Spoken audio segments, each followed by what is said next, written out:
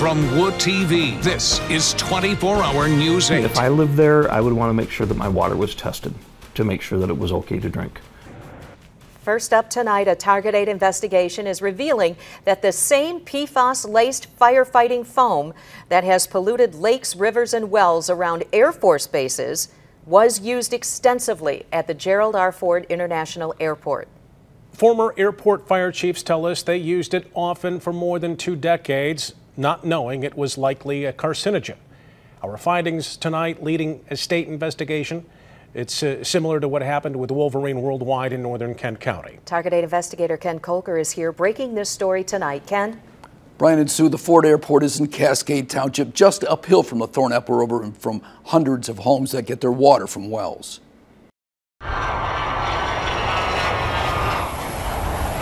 The potential for disaster is always there, which means airport firefighters must be prepared. Help me! A former airport fire chief says he started using the foam in the late 1970s, mostly for training at what was then the Kent County International Airport, not knowing what it could mean 40 years later.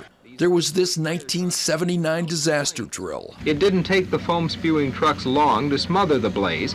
A tip led Target 8 to track down 3 former airport fire chiefs, 2 of them in Florida.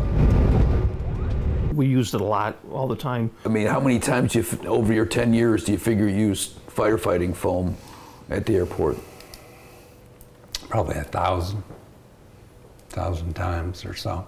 More than 15,000 gallons, he says, during his decade at the airport. They say it drained, untreated, into the ground. It would go out this way. So here's the Thornapple River. Yep. And it would drain like this way down this creek. It's called aqueous film forming foam, or AFFF, first made by 3M. It has led to PFAS contamination at as many as 200 military bases across the country, at an airport in Alaska, and at every airport in Australia. A recent survey of airports in the U.S. found that most had used the foam and let it drain into the ground. Anytime there's wells around an airport, that should be a flag. The PFAS compounds are similar to those in the Wolverine Worldwide water crisis that has spread into an area 6 miles long and 5 miles wide in northern Kent County. But that was caused by Scotchgard, also made by 3M, which Wolverine used to treat shoes. Wolverine dumped it in sludge decades ago. Experts say PFAS is almost indestructible in the environment. It won't go away, and it can stay in the human body for years. A study has found probable links to testicular and kidney cancer, ulcerative colitis, thyroid problems, high cholesterol, and hypertension in pregnancy. Before he became the airport fire chief in 1979, Glenn Lathers was an Air Force firefighter. That's when he first started using the foam. I distinctly remember them talking about how safe it was. So we didn't need to take any special precautions. He says he used it at K.I. Sawyer Air Force Base in the UP, which the state has identified as a PFAS plume. At Wurtsmith Air Force Base in Escoda, PFAS from AFFF that was used decades ago has led to foam on a lake, fish that can't be eaten, and contaminated wells. But I mean, if it's like Wurtsmith like this, would you expect it to be like this at the Ford Airport? Yes. Yeah, yes, and any airport, any air base, or former air base, this would be a problem. Why, that is our pit right there. Aerial photographs from the 1990s show where Ford Airport firefighters trained for 2 decades, required by the FAA. They also train firefighters from other airports and from local fire departments. Would that be the charring? Oh yeah, that's all from the heat and the flames and the oil and everything else that we burned. Former Fire Chief Brian Kimball first started at the airport as a firefighter in 1979. We had pit fires, literally pits in the ground. They doused old pallets with contaminated airplane fuel, then set it on fire. The foam mixed with water worked best on fuel fires. That was the mindset when they first came out. This is the greatest invention since peanut butter. In a fuel fire, it's the vapors that burn, not the liquid. The foam would spread across the fuel and seal in the vapors. When you hit a flammable liquid with it, it worked now. It would shut the fire down now. And what was it like? Mr. Bubble, soap suds. That's what it reminded you of. In the early 1980s, the airport lined the pit with cement and built a mock plane for crash drills. Lathers recalls using the foam twice on small plane crashes at the Ford in the 1980s, both near the runway. By 2000, the airport stopped practicing with the foam and firefighters started training at Chicago's O'Hare International Airport. The Ford Airport is about 800 feet above sea level, but the elevation drops quickly 130 feet toward homes into the Thornapple River. Well, that's similar to House Street, where the landfill was way on top of the high ground, and then it slopes down to the Grand River. It was Grand Valley State University professor Rick Radesky's work that helped lead the state to start investigating Wolverine Worldwide's PFAS dumping on House Street in Belmont. Well, I'd be very concerned because the airport's built on fill, and it's also built on very permeable soil, because they want all the water to, spread out and run off. There are more than 400 homes in the neighborhood downhill from the airport, most built in the 1970s and 1980s, some worth more than $1 million, most on well water. Well, you're going to have to test the houses, and if you don't find anything, then you're going to have to figure out where it's gone, because it was there, it was applied there, and you need to figure out where it's going. What would you say to the people drinking that well water? I would tell them to stop and drink bottled water that's been filtered. Until it's ruled out, I would have to believe it's there. The airport CEO today told Target 8 he first became aware of the potential for PFAS contamination there a year ago. He says he plans to work with the county and the DEQ. And we know that we used it, and it's a matter, a matter of the extent of how it would get absorbed. Could it get into the groundwater? I'm sure it's possible, and that's what we need to investigate and help address. Now, within the last hour, the state fire marshal told us that he is working with 1,000 fire departments around the state regarding their use of this foam. The state acknowledged it might be the source of PFAS found in groundwater. They hope to come up with a plan of how to dispose of it properly to prevent further contamination. Now, tonight at 11, the former fire chiefs we talked to question why the local airport didn't act sooner, and Target 8 discovers this mysterious foam on a creek near the airport, launching a state investigation. Well, that's what I was going to ask you, Ken. What are the next steps now? Because you're talking about, some 800 homes with well water and the Thornapple River? Yeah, there are actually about 400 homes that are on wells, actually. There is some city water in there, but for the most part, a lot of those homes are on wells. Some of these neighbors, they want their wells tested. We talked to some, and we're going to have more on that tonight. And the airport actually only recently switched from that kind of foam. Now they're using another kind of foam that has PFAS in it, but it's a different compound, and it's supposed to be less dangerous, but there's still some question about how safe that is. Like where that's going. Yeah. Oh, wow. Okay. Okay, Ken We'll look forward to your report at 11, Ken. Good evening, everyone. I'm Marley Ginter. And I'm Brian Sterling. Off the top tonight, reaction to a Target 8 investigation. PFAS-tainted firefighting foam used for decades out at the Ford International Airport. Some who live in the crowded neighborhood downhill from the Ford want their wells tested for the likely carcinogen. They fear another Wolverine Worldwide-like PFAS crisis. And former airport fire chiefs wonder why the airport's waited so long to act. Target 8 investigator Ken Kolker is here with this story tonight. Brian and Marley, officials at the state agency that investigates contamination say Target 8's findings have put the Ford Airport on their radar, but they had yet to hear from the airport. The airport's CEO says he became aware of the potential for PFAS contamination a year ago as news of polluted Air Force bases started to spread. So we've been looking into it over the last year. We're really trying to recreate that history. We don't have how much they used, where they used it, which way the water flows. Well, what's taking so long? If you started looking at a year ago. 3 former airport fire chiefs, all tracked down by Target 8, say they have not heard from the Ford. They were in charge of buying and using the foam. The airport had yet to contact the state's Department of Environmental Quality, which oversees such investigations. The airport fire chiefs are saying that you guys should have been more proactive because, you haven't started working with the DEQ yet. Well, absolutely, and we're trying to get the information as best we can because we're recreating 20, 30 years worth of documentation. A longtime airport board member says he knew nothing about the PFAS potential. Oh, it's brand new to me. It hasn't come up to the board members yet, and so it is new to me.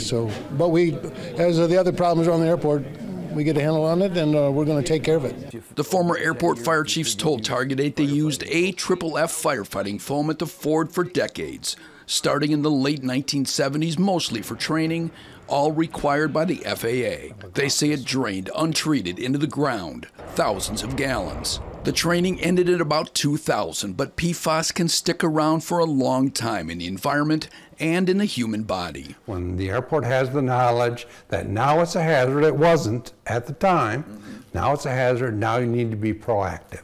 It's the same PFAS-tainted foam, they say, that contaminated Wurtsmith Air Force Base in Oscoda and other bases around the country. If it was my well and I was downstream from it, I would be very, very concerned. I would want somebody to be responsible for it. Then there's this mysterious foam discovered by Target 8 on Tuesday on a stream near the airport. Target 8 reported it to the state. Looks like we've found some PFAS foam. The DEQ says it plans to investigate whether it's the same kind of PFAS foam found on a lake and stream near Wurtsmith Air Force Base. We showed video of the foam to the airport's CEO. Certainly we'd be anxious to hear what the state has to say as well. Some airport neighbors say they had no idea about the potential for PFAS. They called for well testing. The only way to find out if that's true or not is to actually test them. So to me, it just makes sense. It's just logical that that's the step you take. Raul Alvarez's family is among more than 400 in the neighborhood wedged between the airport and the Thornapple River. It's a family-friendly community, lots of kids. There's no sidewalks and no one has ever wanted them because it's just friendly and people just enjoy it. So it would affect a lot of families and it would affect kids. Right? And that's probably one of the worst things we can do. Most are on well water. Again, it's unfortunate given everything we've seen not only in Flint but closer to home here in Rockford. I'd hate for that to happen to any other residents in the community. We got a written statement today from Cascade Township Supervisor who said he was unaware of the potential of PFAS for municipal airports. He says the township has reached out to the airport along with county and state officials to learn more. Now we have that along with a statement from the DEQ on our website. I'm Target 8 investigator Ken Kolker. Thank you, Bill. Tonight, troubling news for neighbors of Ford International Airport. For the first time, private tests conducted in response to Target 8 reports have found a likely carcinogen in drinking wells of some homes near the airport. Now, while none of them are above the state's limit for PFAS, neighbors say it should lead to more tests. Target 8 investigator Ken Kolker is staying on this case once again tonight. Ken? Yeah, neither the State Department of Environmental Quality nor the airport had any plans to test the wells of nearby homes after our reports, so some homeowners paid for their own. So far, of 20 wells tested by a private company in response to our investigation, 4 have come back positive for PFAS. 2 of those in a busy neighborhood between the airport and the Thornapple River, the other 2 downstream, closer to Ada. Gordon Water Systems won't say where due to privacy. Well, I would hope that that expedites any kind of investigation or instills a sense of urgency in any of those parties to get going on what's actually happening and whether there's contamination going on in our water. Gordon Water Systems tested the wells at the request of homeowners who paid $300 each. They sent the samples to out-of-state EPA-certified labs. The test cannot show if the PFAS came from the airport or how far it has spread. It tells me that Mother Nature can carry contaminants in water supplies underground in ways we don't fully understand. 3 former Ford Airport fire chiefs told Target 8 they used AFFF firefighting foam extensively for more than 2 decades, mostly for training. It's the same foam that is contaminated in military bases across the country with PFAS. The PFAS levels aren't nearly as high as those around Wolverine Worldwide's former dump sites in northern Kent County, but already some airport neighbors are using bottled water. Target 8 recently hired Gordon to test well water at Cascade Township Park, next to the airport. While PFAS was found in more distant private wells, none was found at the park. Very likely that if there was, PFAS foam dumped onto the airport, that it would make it over this way, but who knows how deep this well is, who knows if the water flows here, there's a lot in play. In an email to Target 8, the airport urged residents to send their test results to the DEQ. Now, it says it is working with specialists to investigate, but it wouldn't say if it would start testing private wells based on these latest findings. Thank you for joining us. I'm Susan Shaw. And I'm Brian Sterling. Off the top at 5, a big development in the PFAS crisis in West Michigan. After Target alerted the state to foam forming on the Thornapple River, the DEQ now says it'll test it. It comes a day after health officials announced that foam on the Rogue River in Rockford contains PFAS. Target 8 investigator Ken Kolker spent the day on the Thornapple. He's there tonight to show us the foam that's forming there. The foam has been building up here on the east bank of the Thornapple River, right below the Cascade Dam. Some neighbors say they want to know what's in it. Have you ever seen the foam like that? No. Some riverfront neighbors told Target 8 they want the foam tested for PFAS, a likely carcinogen. It's not like soap suds. It's more like if you put like shaving cream on the water surface. The DEQ says photographs of Thornapple River foam taken by Target 8 are prompting them to test it. One showed foam piled high along the river. Another showed it clinging to a stick. A couple weeks ago, I was out there and we had a stack of foam on the edge of the water that was probably about a foot high. Health officials yesterday issued an advisory for the Rogue River in Rockford after tests below the Rockford Dam found extremely high levels of PFAS in the foam. That dam is directly downstream from Wolverine Worldwide's old tannery, where the shoemaker used PFAS-tainted Scotchgard for decades. As for the Cascade Dam, that is downstream from the Gerald R. Ford International Airport, where firefighting foam containing PFAS was used for decades. Private tests have found 15 wells with low levels of PFAS near the airport, but there have been no test of the river itself. The state says it could take weeks to get test results for the foam. If my grandkids kids could swim down there, I probably wouldn't allow them to do so because it's pretty nasty looking and I don't know what it is. So, airport officials say they're still waiting for results from PFAS tests of groundwater on the airport ground itself. They expect those results to come sometime in July. In Cascade Township, Ken Kolker, 24-Hour News 8. A Target 8 investigation into suspicious foam on the Thornapple River has led now to a health advisory. State tests found high levels of PFAS, a likely carcinogen, in the river, just downstream from the Gerald R. Ford International Airport. Target 8 investigator Ken Kolker showed us this foam on the river earlier this month and alerted the state. He's in studio control with today's developments. Ken? Brian and Sue, the state tested the Thornapple after Target 8 found mounds of foam just below the Cascade Dam. Now, Target 8 first noticed the foam this spring with photographs showing it had piled up high along a bank of the river below the dam. In response to that photograph, the State Department of Environmental Quality sent a crew on June 6, led there by Target 8 investigators. Those test results came back today showing 317 parts per trillion of total PFAS in that foam. That's more than 6 times the limit of 70 for drinking water. And that led the Kent County Health Department and the state to issue the health advisory, warning that ingesting the foam could pose a human health risk. However, they said, quote unquote, current science suggests that PFAS doesn't easily soak into the skin and would not pose a risk for contact with the foam.